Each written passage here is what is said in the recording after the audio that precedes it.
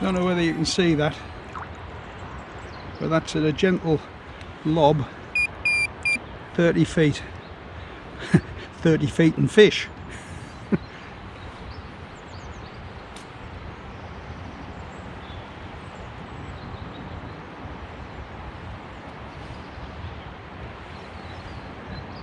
And that's the feature I'm looking for.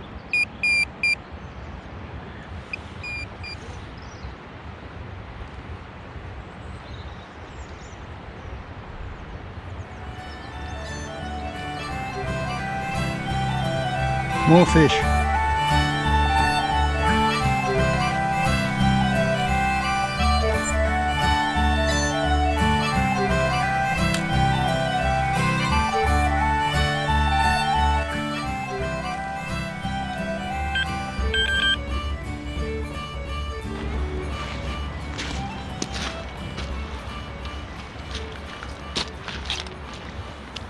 Right, good morning, and welcome back to my diary. Thank you for joining me, and welcome to the Highlands of Scotland. The glorious Highlands of Scotland at this time of the year. The colours are just magnificent. Having said that, it was a very wet start this morning, but it's fared up now. Where am I? Well, first stop on this trip is one of the bigger lochs. You'll have seen me fish here before, actually, because mainly because a couple of trips ago, when I was sort of doing a bit of searching about, I found a very significant feature just here. I did try. I don't know whether you will have been able to see it, but I did show you my cheap and nasty sonar screen to give you an idea of what I'm talking about. But it is significant. I have caught fish here before, so fingers crossed.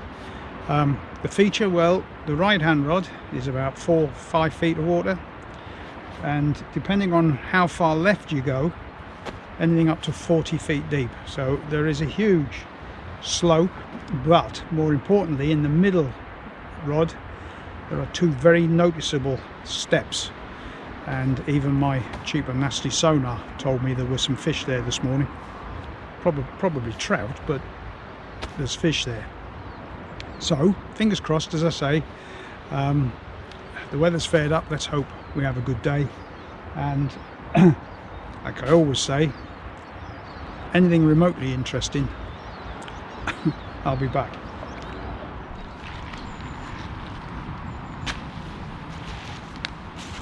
Well, that's the first hour, and apart from one bleep on the middle rod, nothing to report.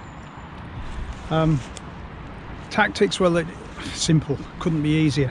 3 straightforward ledger rigs, bait, brown trout on the right hand rod, lamprey in the middle, and a headless joey mackerel on the left hand rod.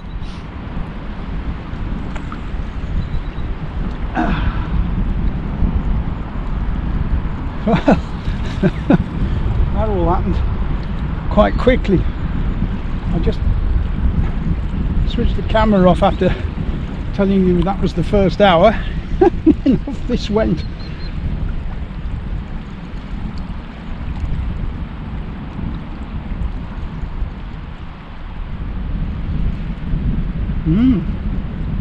Head shakes.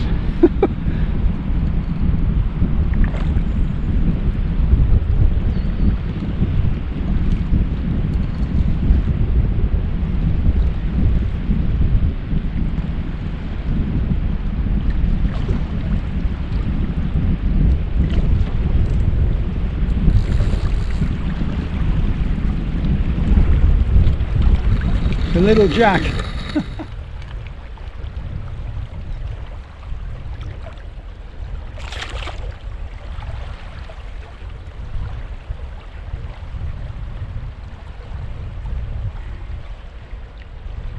There she goes.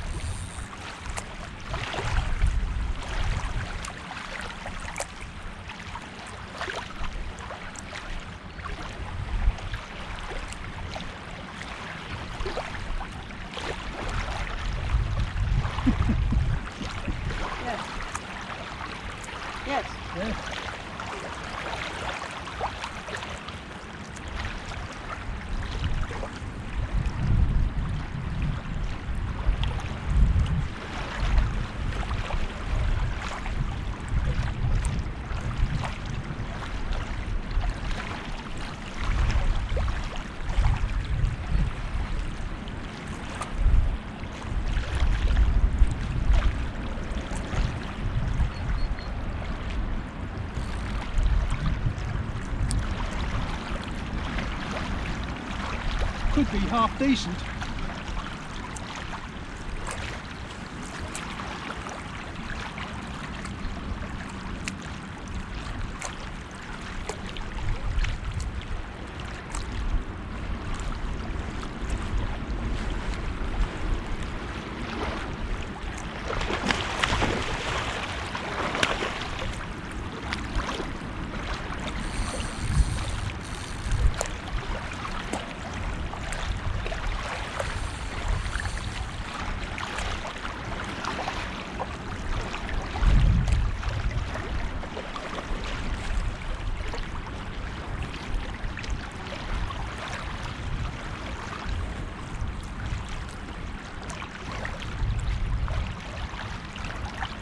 Wait and a half, hang on.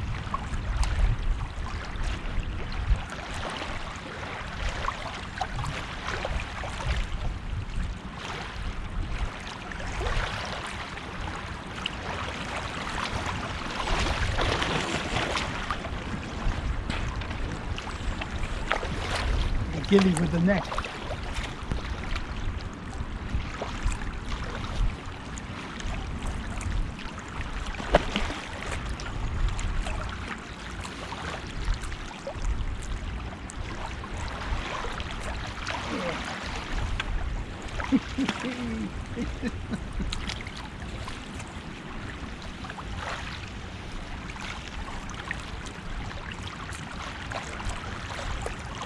Nice fish.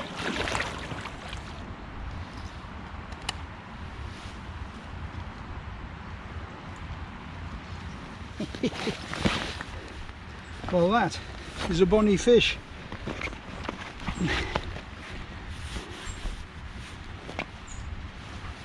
Which at the moment has got its own back. 12 pounds on the nose.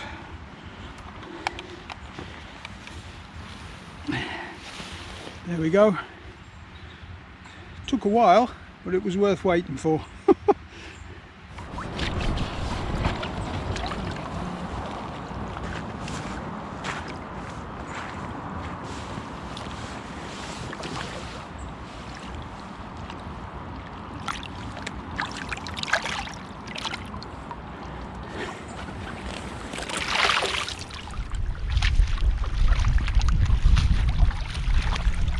Well, that was all right.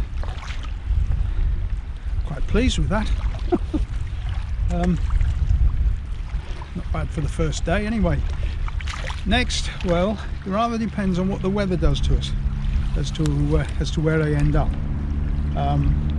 However, if the weather is kind, I have something a little special in mind, which if we manage to pull it off, I'll tell you about it when we get there.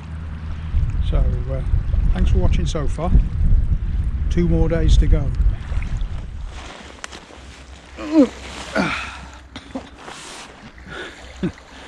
Good morning, welcome back, and day 2 of the fishing. To be honest, I'm struggling a bit today after a marathon hill walking exercise yesterday. A walk that a long walk just to see an eagle. At least we were guaranteed to see the eagle when we eventually got there, so I suppose that made it worthwhile, but it was hard work. I'm getting too old for long walks like that. However, today is a bit special for me. I, like many other pike anglers, no doubt, have something of a bucket list of waters that, if I ever got the opportunity to fish, I would fish. Bucket lists are usually prepared on the basis, for pike anglers anyway, usually prepared on the basis of waters that have historically produced big pike. And many of the waters on my bucket list are exactly that. In fact, a few years ago I took to writing letters to estate managers and fishery owners and what have you, based on their waters having produced big pike at some point, to see if I could get permission to fish some of them. most of the time the answer was no. In fact, a lot of the time the answer was there's no pike in here. So they didn't even know the history of their own waters. Anyway, today's venue, it's on the bucket list. It's one of the big lochs. In fact, they don't come much bigger. All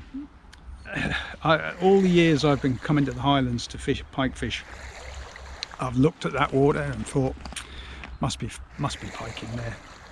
And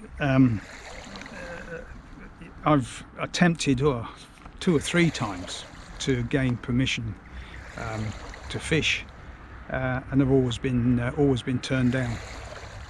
The water is well known as a salmon and trout fishery, and it's very well protected, very well guarded in terms of the rules and regulations. And I suspect a lot of the estates are concerned about poaching and what have you. And so up to present time, I've always been turned down. However, this trip, I'm very grateful to one of the estates who, the keeper I got to know a couple of years ago, was very kind, very helpful when I wanted to go trout fishing on a hill loch. And so I had a word, and here we are today. The water has having talked about the history of pike, big pike, this water has no history of big pike that I'm aware of, and I've looked, believe you me. In fact, it has very little history about pike at all. There could be 2 reasons for that. One is there aren't any there. And the longer the day goes on, the more likely I am to agree with that one. Or they're there, but nobody fishes for them, which is probably the most likely reason, because I'm assuming everybody else's experience about getting access to the water is much like my own. So in terms of pike, it could be quite lightly fished. So an air of mystery, can't do any harm. And even if I don't catch a fish, and I have to say, if I was a gambling man, I'd say the odds were stacked against me. But even if I don't, I can cross it off my bucket list. I've fished it. I'll rest assured, on this particular water, I'll be back if anything interesting happens. Well, about an hour and a half to go, and still no action. But there's nothing quite like a peaceful day's pike fishing on a Highland loch. Nothing quite like it.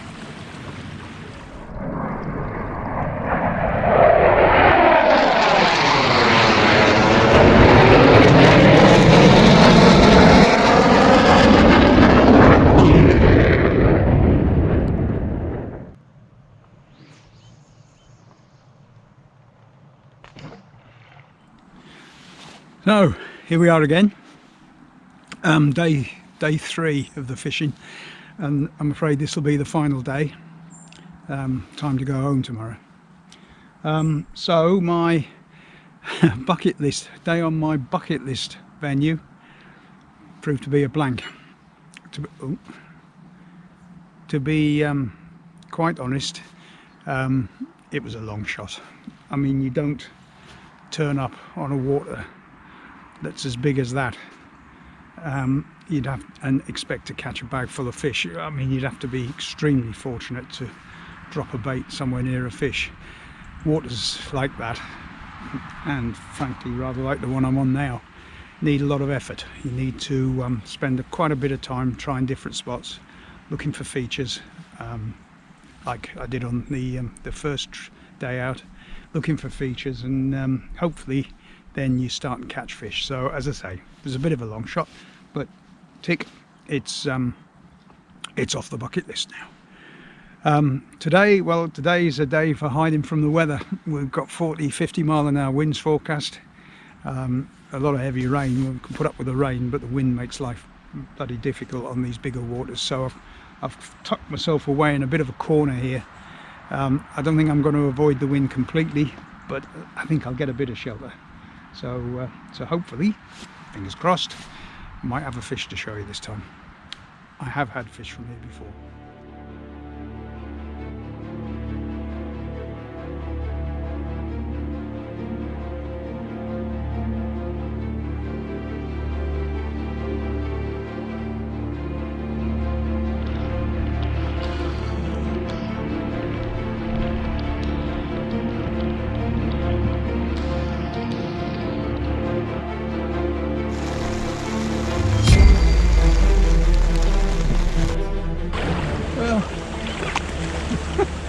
I'm afraid hiding from the weather hasn't turned out too well.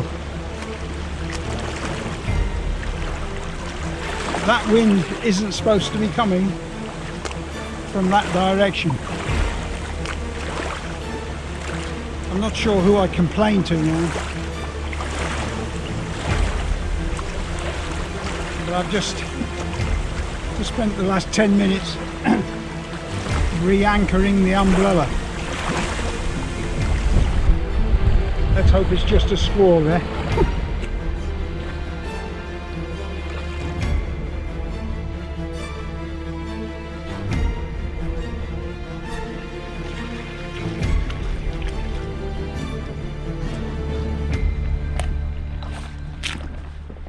Well, I'm afraid that's it. Time to go.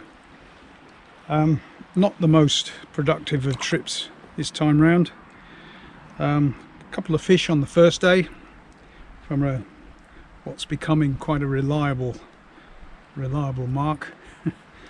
Yesterday, well, that was the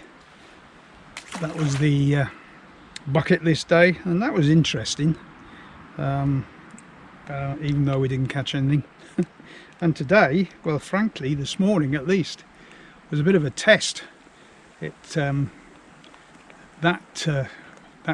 mean, call it a squall, but it lasted about 2 hours and made life pretty uncomfortable. Had 2 of the rods blown off the sticks, and the umbrella, I had to go and rescue the umbrella from the wilds of Wani. So yeah, bit of a test of that one. But there is some good news, I'm pleased to say, and that is 3 weeks from now we're back here doing it all again. Hopefully you'll be able to join me for that. Thanks. I hope you've enjoyed this one. Thanks for watching, and I'll see you very soon. Bye for now.